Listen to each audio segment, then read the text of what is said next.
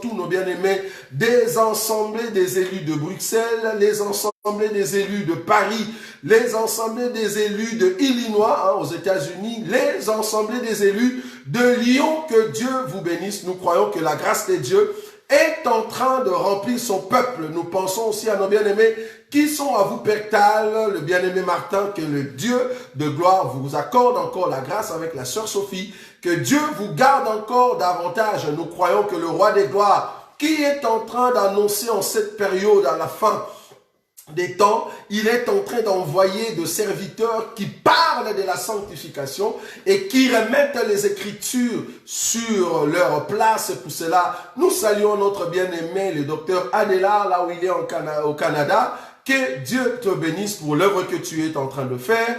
Nos bien-aimés, notre cher frère qui est au Congo-Kinshasa, Fortune, que Dieu te bénisse aussi pour l'œuvre que vous êtes en train de faire, parce que nous croyons qu'en ces temps ici, Dieu est en train de lever un peuple puissant, un peuple qui ne veut plus vivre dans le péché, un peuple qui se prépare à rentrer à la maison, un peuple qui a compris que le seul virus qui peut tuer l'âme et le corps, c'est le péché.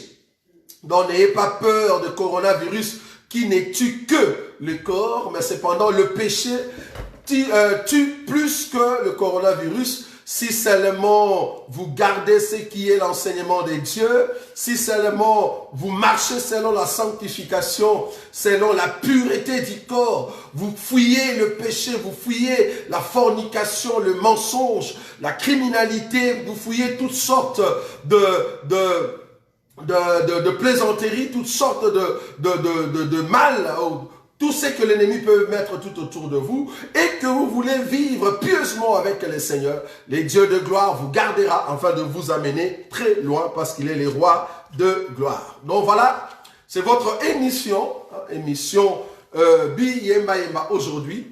Nous voulions écouter une chanson, parce que nous nous sommes dit chaque vendredi, nous serons ici pour des questions et réponses par rapport à l'enseignement de l'enlèvement que nous sommes en train d'apprendre, nous tous, et en même temps, écouter ou soit reprendre d'autres enseignements qui ne sont pas corrects quant à l'enseignement de Jésus-Christ, ou soit prendre une chanson qui n'est pas conforme à l'enseignement présenté par les apôtres et le prophète.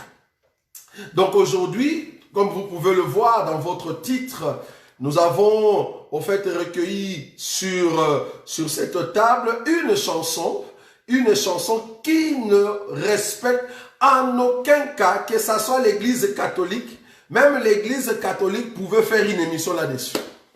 C'est grave et c'est grave.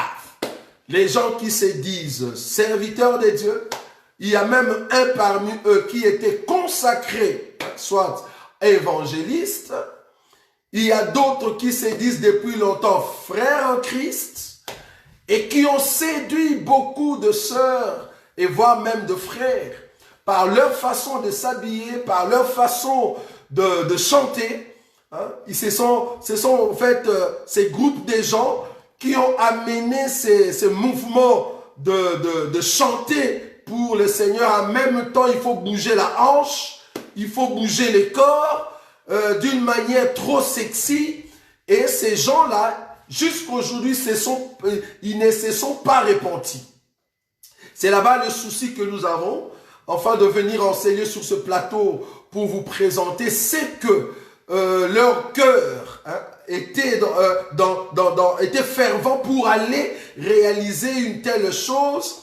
Je me suis dit, qu'est-ce que le diable peut faire de mieux, si ce n'est que de prendre ces gens-là qui se disaient frères en Christ et de le mettre à nu.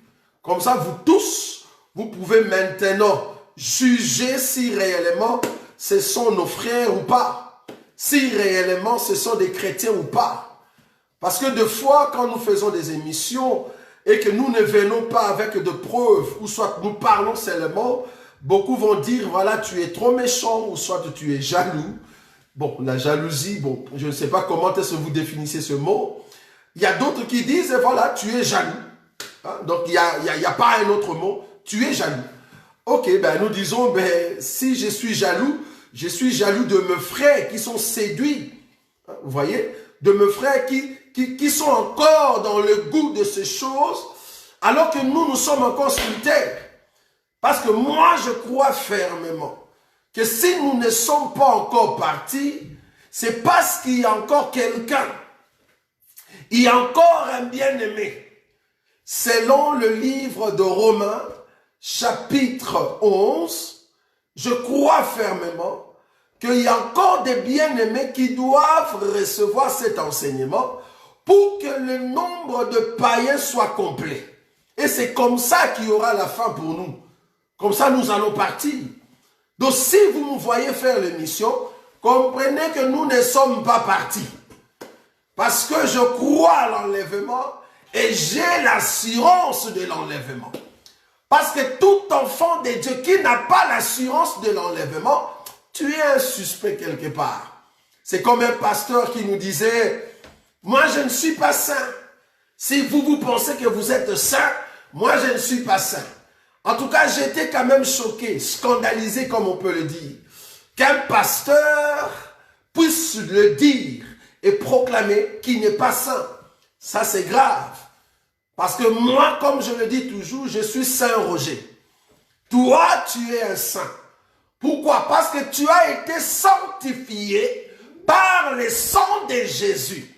Or, tous ceux qui ont reçu la marque du sang dans leur vie, ils sont sanctifiés. Donc, ce sont des saints. Comment est-ce qu'un pasteur qui a une église et qui a peur de dire que je suis saint? Non, nous sommes des saints.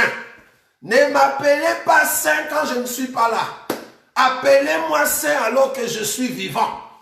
Parce que plus tu proclames la sainteté, plus tu proclames la sanctification, Dieu est en train de te sanctifier davantage par l'enseignement. Parce que la Bible dit que celui qui se sanctifie encore.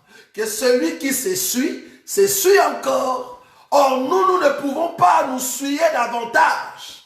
Nous devons nous sanctifier davantage. Chaque jour dans notre vie, il faut te sanctifier par l'enseignement. C'est pour cela, nos enseignements, ce n'est pas pour tout le monde. Nos enseignements, ce n'est pas pour tout le monde.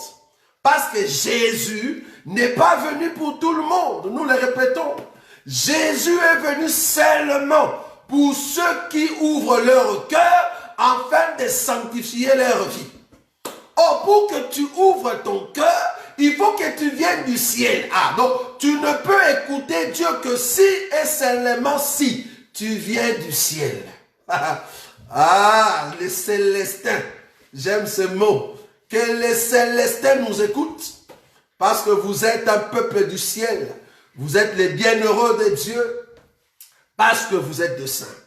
Je ne vais pas vous tarder là-dessus. On va écouter cette chanson de ce bien-aimé.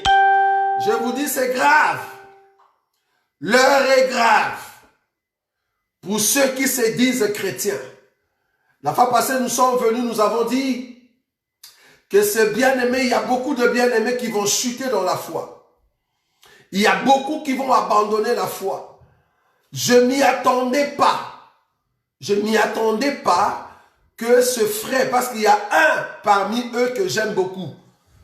Mais malheureusement, quand j'ai entendu cette chanson, je dis non, je peux entendre tout, mais sauf ça. Je peux encore comprendre qu'ils parlent de Jésus et puis ils vont commencer à danser, exhiber leurs hanches. Ça peut encore passer. On s'est dit peut-être ils ont pris du café et puis ça bougeait la tête. Mais ce qu'on va écouter là, ce sont des bien-aimés qui sont entrés dans un studio. Donc vous êtes entrés dans un studio. Or, pour entrer dans un studio, il faut avoir déjà le texte de la chanson. Donc ils avaient déjà le texte de la chanson. Ils sont partis dans un studio. Or, les studios, ce n'est pas un seul jour. Les studios, c'est plusieurs jours pour que la chanson soit bien mise. Donc, ce bien-aimé était tellement conscient de ce qu'ils ont fait. Maintenant, je me demande comment est-ce qu'à ce niveau, ils ne peuvent pas demander pardon. Parce qu'ils nous ont scandalisés. Il y a beaucoup d'entre vous qui l'ont déjà écouté. Mais nous autres, quand nous écoutons ces choses, comme nous sommes ceux qui viennent avec la trompette, nous venons pour sonner. Vous voyez? Pour dire que faites attention.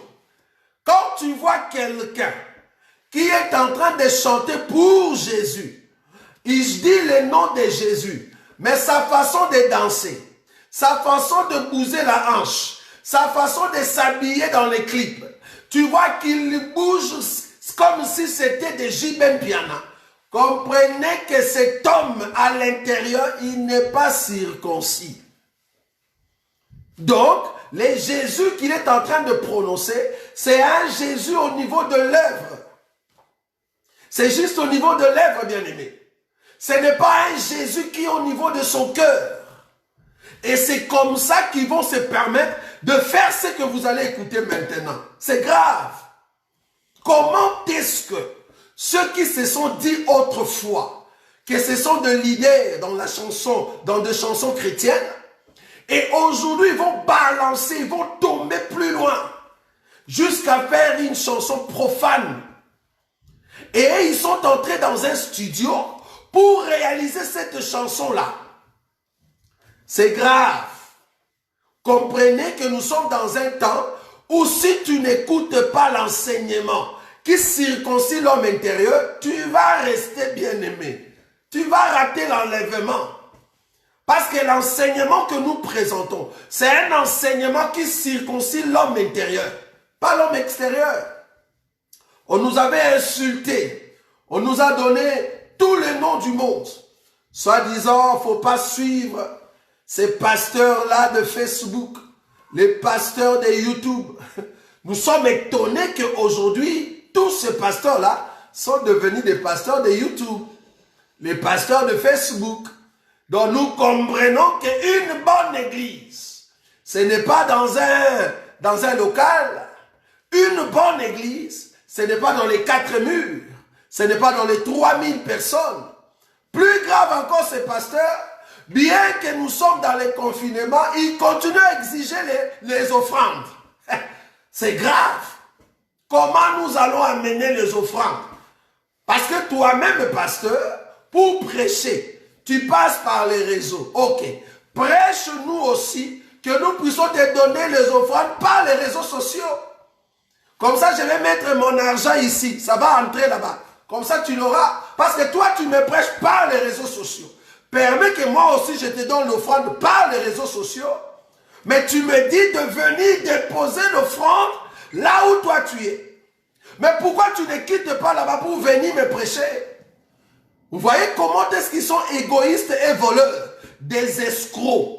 Moi, je n'ai pas d'autre mot. Des escrocs. Un escroc, c'est quelqu'un qui est en train de te mentir à ta propre volonté. C'est-à-dire, il prend des mots et il ment. Comment est-ce que je peux déposer mon offrande alors que toi, tu m'as prêché par les médias?